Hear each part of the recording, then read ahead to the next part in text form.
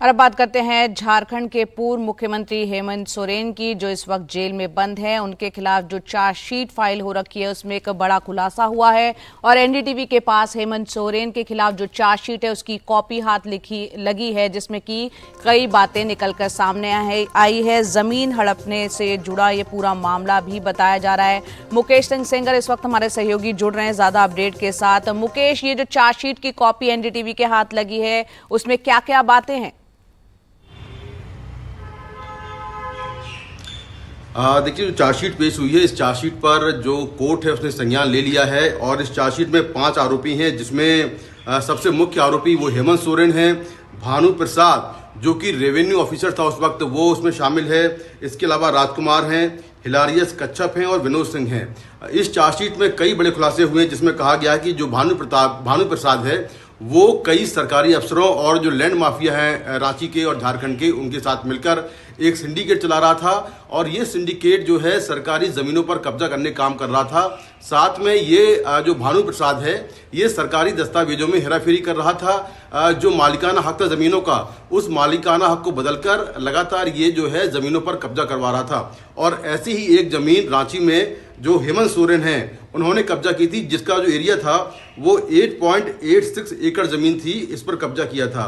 तो जो भानु प्रसाद है उसके यहाँ ईडी ने रेड की थी और रेड के दौरान 44 पेज की एक फाइल मिली थी उसके चैम्बर से, जिस पर पीले रंग के नोट में लिखा हुआ था सीएम भुईहरी बड़ागाई, यानी कि वो बड़ागाई वो इलाका है जहाँ पर ये जमीन कब्जा की गई थी और सीएम यानी कि चीफ मिनिस्टर लिखा हुआ था। इनके अलावा जो फाइल थी उसमें एक नोटिंग और थी जिस पर लिखा हुआ था सीएम अर्जेंट पिंटो। सीएमओ मतलब मुख्यमंत्री का दफ्तर, अर्जेंट मतलब बहुत जरूरी काम है, और पिंटो वो शख्स है जिसका नाम था अभिषेक प्रसाद, जिसे हेमंत सोरेन के मीडिया सलाहकार उदय शंकर ने सर्किल ऑफिसर से यानी भानु प्रसाद से जमीन का वेरिफिकेशन कराने के लिए कहा था। ये जमीन जो है हेमंत सोरेन ने, आरोपी है चार्जशीट के मुताबिक कि ये जमीन हेमंत सोरेन ने 2011 में कब्जा की थी।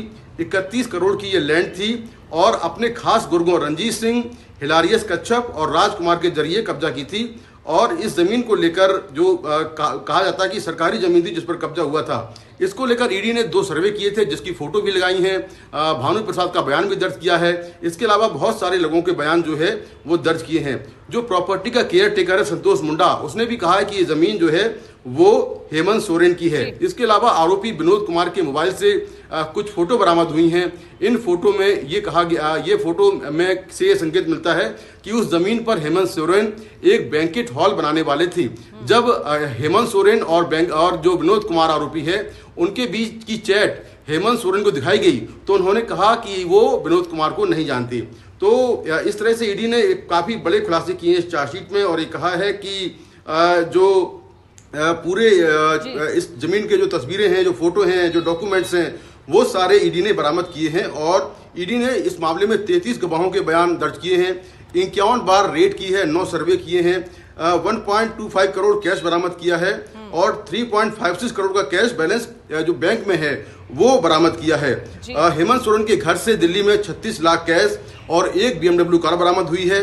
256 करोड़ की जो इस तरह की प्रॉपर्टी जो कब्जा हुई थी उसको ईडी ने अटैच किया है। 16 आरोपी इसमें गिरफ्तार किए गए हैं, जिसमें हेमंत सोरेन के अलावा रांची के तत्कालीन जो डीसी हैं IAS छवि रंजन, उनको भी गिरफ्तार किया है। तो ईडी ने हजारों पेज के दस्तावेज बरामद किए हैं और इन दस्तावेज से ये साफ पता चलता है कि किस तरह से हेमंत सोरेन ने अपने गुर्गों के जरिए वहां पर सरकारी जमीन पर कब्जा किया और ईडी ने वो सारे सबूत बरामद किए हैं जिसके बेसिस पर ईडी ने चार्जशीट फाइल की है।